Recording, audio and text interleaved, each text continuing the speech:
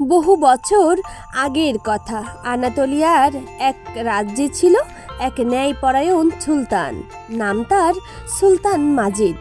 তার রাজত্বে ইসলামী আইন ছিল সুপ্রতিষ্ঠিত, কিন্তু দিন দিন মানুষের ঈমান দুর্বল হয়ে পড়ছিল।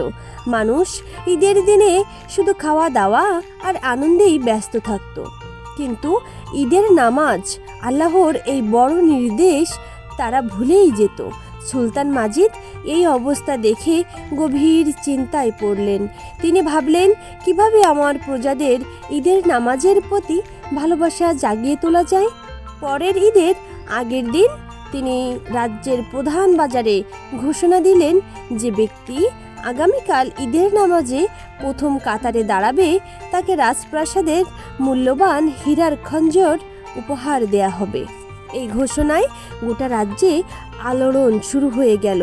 হাজারো মানুষ এবার নামাজ পড়তে প্রস্তুত হতে লাগলো। কেউই চায় না এমন মহামূল্যবান খঞ্জর হাতছাড়া হোক। ঈদের দিন সকালে ঈদের মাঠ কানায় কানায় পূর্ণ। এমন দৃশ্য বহু বছর পর দেখা গেল।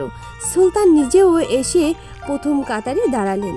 নামাজ শেষে তিনি সবাইকে দেখালেন সেই হীরার খঞ্জর, কিন্তু এরপর তিনি কিছু বললেন যা সকলের হৃদয় কাঁপিয়ে দিল। হে আমার প্রিয় প্রজাগণ, আজ আমি খুশি, কারণ তোমরা ঈদের নামাজের গুরুত্ব বুঝেছ। কিন্তু জানো, যদি আমি এই হীরার খঞ্জর না দিতাম তবে কি তোমরা আসতে? আমি তোমাদের মনে করিয়ে দিতে চেয়েছি, আল্লাহর পুরস্কার হীরার চেয়েও অমূল্য।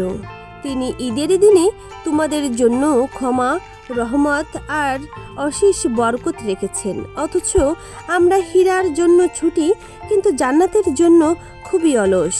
সবাই মাথা নিচু করে কাঁদতে লাগলো। সেই দিন থেকেই সুলতান মাজিদের রাজ্যে কেউ আর ঈদের নামাজ ছাড়তো না। বন্ধুরা, এই গল্পের শিক্ষা হলো, ঈদের নামাজ শুধু একটা উৎসব নয়, এটি আল্লাহর পক্ষ থেকে একটা বিশেষ দাওয়াত, যেখানে তিনি তার বান্দাদের সম্মানিত করেন।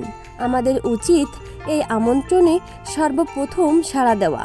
বন্ধুরা, ঈদের প্রাণঢালা শুভেচ্ছা রইল, এবং এই গল্পটি ভালো লাগলে অবশ্যই একটা শেয়ার দিবেন আর ইসলাম প্রচারের দাওয়াই কাজে অংশ নেবেন। ধন্যবাদ।